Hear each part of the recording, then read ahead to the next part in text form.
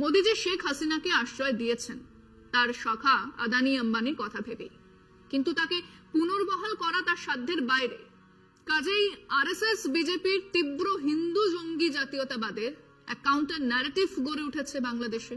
খেয়াল করে দেখুন, প্রতিটা পড়শি দেশের সঙ্গে এই মুহূর্তে ভারতবর্ষের সম্পর্ক খুব খারাপ।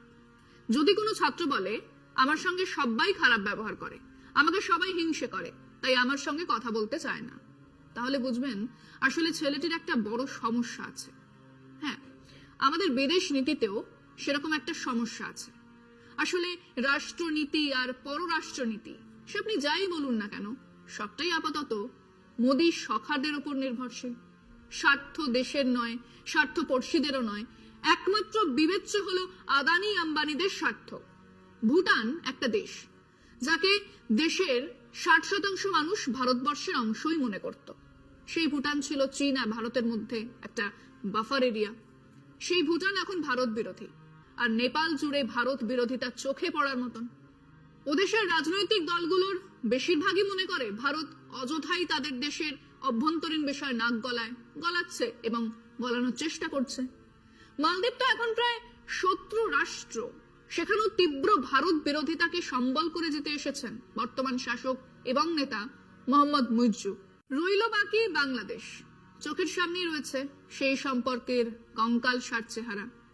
সে দেশে নাকি রয়ের বহু লোকজন অ্যাক্টিভ ছিল। মজার কথা হচ্ছে, তারা বুঝতেও পারেননি যে তাদের পেয়ারের বেগম হাসিনাকে উৎখাত করার পরিকল্পনা নিয়ে ছাত্র আন্দোলন শুরু হয়েছে। না, তারা জানতেনও না। হাসিনা দেশ ছাড়ার পরে তারাও দেশ ছেড়েছেন।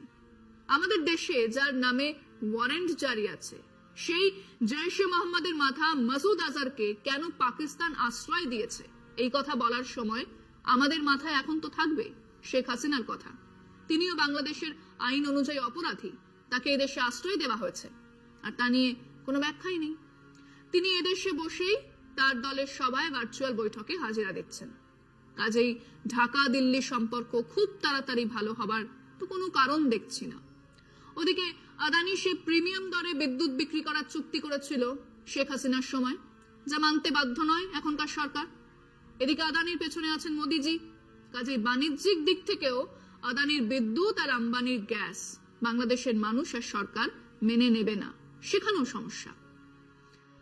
বাকি রইল চীন।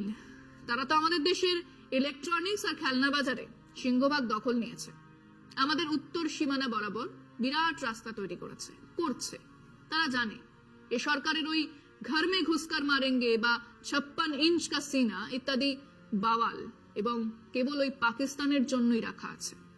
মানে যে পঞ্চশীল নীতি নিয়ে ভারতবর্ষ একদিন তাদের পড়শিদের সঙ্গে সুসম্পর্ক তৈরি করার চেষ্টা করেছিল, কিছুটা সফলতা পেয়েছিল, সেই পঞ্চশীলের নীতিতে বিশ্বাসই করে না এই আরএসএস বিজেপি। এক হিন্দু জঙ্গি জাতীয়তাবাদকে নিয়ে এক আগ্রাসী ভারত গড়ে তুলতে চায় তারা। কাজেই মোদিজি ইউক্রেন কা ওয়ার রুকওয়া দিয়া পাপা এখন খোরাক, হাসি আর তাচ্ছিল্যের বিষয়। মোদিজি শেখ হাসিনাকে আশ্রয় দিয়েছেন তার সখা আদানি আম্বানির কথা ভেবেই, কিন্তু তাকে পুনর্বহাল করা তার সাধ্যের বাইরে। কাজেই আরএসএস বিজেপির তীব্র হিন্দু জঙ্গি জাতীয়তাবাদের এক কাউন্টার ন্যারেটিভ গড়ে উঠেছে বাংলাদেশে, যার তাপ উত্তাপ সইতে হচ্ছে সেখানকার সংখ্যালঘু হিন্দু বৌদ্ধদের।